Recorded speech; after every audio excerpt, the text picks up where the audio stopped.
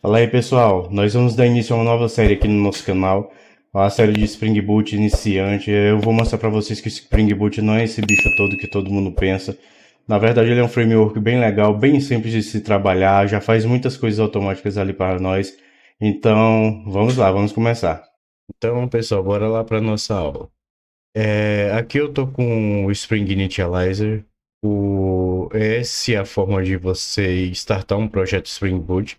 Se você está usando outra ideia como o VS Code ou então o Eclipse, e até no próprio IntelliJ, tem como você dar esse start direto pela IDE. No caso do IntelliJ, é um pouco mais complicado porque alguns dos plugins lá são pagos e os outros que eu testei não funcionam muito bem.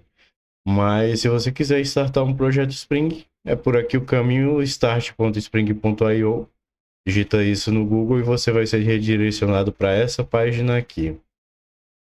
Aqui Nesse canto aqui, nós temos o nosso gerenciador de dependências, que pode ser o Gradle com Kotlin ou o Maven. No caso aqui, eu vou escolher o Maven é o mais usado, mas se você quiser escolher outro, no caso, nas nossas aulas aqui, sigam o mesmo que eu estou usando e depois vocês podem testar o Gradle ou o Gradle com Kotlin, dependendo da linguagem que você está usando também, né? A linguagem é autoexplicativa, né? Você pode usar Java, Kotlin ou Groovy, no nosso caso é Java, e aqui são as versões do Spring que você pode selecionar. Eu sempre procuro deixar, ainda mais em projetos novos, na versão que eles estão indicando para você, né? Então vamos usar essa 3.2.5. Aqui são os metadados do seu projeto, então aqui em grupo você pode colocar a URL invertida do seu projeto. No caso, se for uma empresa, você coloca uma URL invertida lá da sua empresa. Aqui eu vou deixar só como aula 1. No artifact name, também eu vou colocar aula Spring. E em descrição vou deixar do jeito que está mesmo. O tipo de empacotamento vai ser jar e o Java a versão 17. Aqui em dependências, essa parte aqui é muito importante, porque se você não adicionar algumas dependências principais aqui, você não vai conseguir usar o Spring como API, que é o nosso caso aqui da aula, né? Então a principal delas é o Spring Web, então adicionem ela aí. E aqui, por enquanto não, já vou configurar as dependências que nós vamos usar. Eu vou usar o Lombok, depois eu explico o que que é esse cara aqui. Só adicionei as dependências que eu estou usando aqui. Eu vou colocar o Spring Data JPA e o banco de dados H2. Pronto, essas são as dependências que nós vamos usar aqui no nosso projeto. E eu vou dar. E a partir disso aqui, é só você clicar em Generate. Eu vou clicar em Generate aqui e vou voltar com vocês lá pela IDE. Bom, voltando aqui, essa é a estrutura inicial de um projeto Spring. Nós temos aqui essa pasta que é criada pelo próprio IntelliJ, mas o que importa para nós é o que está em SRC, em Source, Main e Java. Aqui embaixo nós temos os recursos. E eu vou começar pelos recursos aqui. Esses static templates você pode excluir, porque como nós vamos usar para API, nós não vamos precisar de nenhum desses. Agora, o mais importante entre eles aqui é o Application Properties. Aqui é onde você vai configurar a sua aplicação propriamente dita. Durante as aulas, vocês vão entender melhor o que eu estou falando aqui. Mas, por hora, o que nós vamos fazer aqui é a tecla F2. Em vez de ser application.properties, nós vamos mudar para application.yaml. E aqui eu vou configurar o Spring Application Name como aula 1. Aqui já é bem explicativo, né? O nome da nossa aplicação vai ser aula 1. Então, quando eu startar, esse nome que vai aparecer no console. E por enquanto, o que nós temos para fazer aqui é isso. Aqui é o projeto principal. Aqui é como se fosse a sua main. Na verdade, é a sua main, né? Aqui é onde o Spring vai startar o seu projeto. E uma coisa que é bom nós entendermos aqui é que o Spring ele funciona dentro de um container. E o que isso quer dizer? A partir do momento que você cria aplicações, cria classes dentro do Spring e usa anotações do Spring para especificar essas classes, você está delegando para o Spring para eles controlarem aquela classe. E o nome dessas anotações são beans. Tudo no Spring é basicamente um bean. Então, esse Spring Boot Application é um bean e nós vamos ver outras annotations aí. Quando você anota uma classe como, por exemplo, @component, você está delegando para o Spring para que ele controle aquela classe para você. Então, isso quer dizer que como ele roda dentro de um container e você está delegando para o Spring, ele mesmo vai se encarregar de fazer as injeções, fazer as instâncias ali para você. Nem tudo que você vai usar aqui dentro do projeto Spring precisa ser um componente. Não precisa ser um bin, no caso, né? Mas a maioria das coisas que nós vamos usar, eles vão ser componentes, porque nós podemos nos aproveitar da inteligência do Spring para gerenciar essas classes para nós. E como exemplo aqui nessa primeira aula, nós vamos criar uma controller simples que vai chamar um endpoint e vai retornar apenas uma string ali para nós. Então, vamos lá. Aqui, dentro desse pacote mesmo, outro adendo aqui. Dentro desse pacote, com ponto aula1, aula.spring, é dentro dele que nós vamos criar o restante dos pacotes. Se você criar aqui fora em Java ou dentro de main, o Spring não vai reconhecer ele como sendo um pacote Spring reconhecido pelo Spring. Então, tudo que nós vamos criar é dessa pasta aqui para dentro. Então, eu vou criar package aqui, criar uma controller. Controllers. E aqui eu vou criar um new Java class. Initial controller. Adicionar aqui no Git. Isso aqui é onde vai entrar o que eu falei antes. Nós vamos transformar essa initial controller em um bin. E vamos usar anotações especializadas do Spring para isso. No caso, eu quero que isso seja uma controller, certo? Então, vou começar aqui com @hashController. Feito isso, o Spring já reconhece a nossa classe como um controller, mas eu tenho que falar para ele qual é o nosso path principal dessa controller aqui. O path é a sua URL, no nosso caso aqui vai ser localhost, alguma coisa, barra. A partir dessa barra, nós vamos configurar aqui com @requestMapping. E aqui vai ser /initial. Aqui eu estou falando para o Spring que tudo que vai estar aqui dentro vai estar a partir de initial, barra alguma coisa, barra ID, barra tanto faz.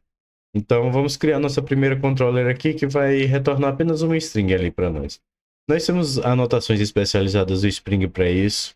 Nós temos várias formas de criar controller, mas a forma que eu indico mais é você usar as anotações especializadas. Como aqui no caso eu vou usar um método get, então eu vou anotar com @getMapping. E aqui eu vou criar uma função public que vai retornar um string e a boa e velha hello. E aqui eu vou retornar apenas hello. E é isso, basicamente isso. Agora vamos lá no nosso navegador e vamos acessar essa URL aqui para ver o que acontece. Mas primeiro, né, claro, eu tenho que rodar a aplicação aqui. Se a aplicação estiver de pé e o navegador estiver pronto, eu volto com a aula. Bom, a aplicação foi startada. Aqui eu já digitei localhost 8080, por padrão é essa porta aqui que o Spring usa para subir as aplicações. Eu vou dar um OK aqui e ver o que acontece. Ali, ele nos retornou hello, quer dizer que a nossa API está funcionando. Então, criamos a nossa primeira controller, nosso primeiro get mapping, só que aí nós temos um probleminha aqui, né? Que nem sempre você vai querer usar, nem sempre não, quase nunca, né? Você vai querer usar uma URL um endpoint que te retorne apenas uma string, certo? Mas isso nós vamos ver mais para frente. Nós temos como retornar objetos aqui, como em qualquer outra API, mas vamos focar no core aqui, vamos focar no principal. Vamos supor que eu queira passar um ID. Eu tenho um objeto no meu banco de dados e eu quero pegar ele pelo ID no banco. Como é que eu faço para receber esse ID? Então, vamos criar mais uma controller aqui para isso. Arroba getMapping, public string hello with ID. Só isso não vai ser suficiente, certo? Primeiro nós temos que informar o Spring que nós queremos um ID por aqui. Feito isso, a própria IDE já está me falando aqui que eu tenho que colocar aqui, ó, path variable. Mas eu vou fazer do zero aqui para nós vermos. Aqui vai ser um arroba path variable, vai ser um long id.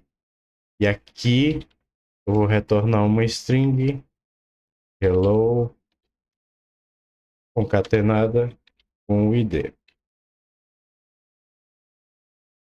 Aqui o que que eu estou fazendo? Eu estou passando pela rota, pela URL. Vamos ver aqui como é que isso funciona lá no nosso navegador. Antes eu vou restartar aqui a aplicação. Com a aplicação restartada, vamos voltar lá no nosso navegador. Aqui vai ser barra initial, barra, vou colocar 10 aqui. Hello 10. Se eu colocar 20, tanto faz o que eu colocar aqui. Ele vai pegar o que está depois do barra e vai pegar esse dado aqui para nós. Isso aqui é muito usado quando você está fazendo requisições para um single resource, por exemplo. Você tem uma tabela de usuários e você quer apenas o usuário com aquele ID. Então você passa via path variable. Mas aí você me pergunta, e se eu quiser passar via query parameter, como é que eu faço? Simples também. Arroba getMapping e public string hello with query. Só isso aqui não vai ser suficiente, certo? Então vamos aqui. Aqui vai ser um arroba request param. E vai ser um long id.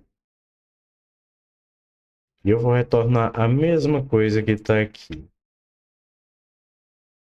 Só que fazendo assim, no nosso navegador, nós não conseguimos passar um request param.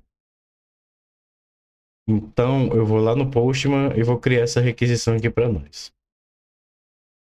Se você rodou a aplicação da forma como ela está aqui, com certeza você recebeu esse erro.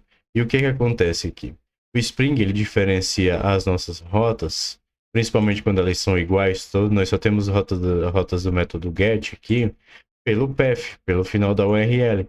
E essa rota hello e essa hello with query, ela é igual. Apesar de nós recebermos um query parameter aqui, o Spring não sabe diferenciar a essa rota dessa rota. Então, quando isso acontecer, quando você tiver duas rotas iguais como essa, sendo que uma não recebe nada e outra recebe um query parameter, basta que você abrir e fechar uma função e você colocar params, passando aqui entre como um string o nome da sua variável. Aí sim o Spring vai conseguir fazer o parse para você. Vou dar um restart aqui e eu vou esperar um restart junto com vocês para ver o que é que acontece. A aplicação está restartando lá e vejam que nenhum erro aconteceu. Eu já criei o Postman aqui. No Postman eu estou apontando para o localhost 8080 initial e eu passei um query parameter aqui com ID 10. Vamos mandar essa requisição. 200 ok e hello 10. Se eu mudar aqui de 10 para 20, vai dar na mesma.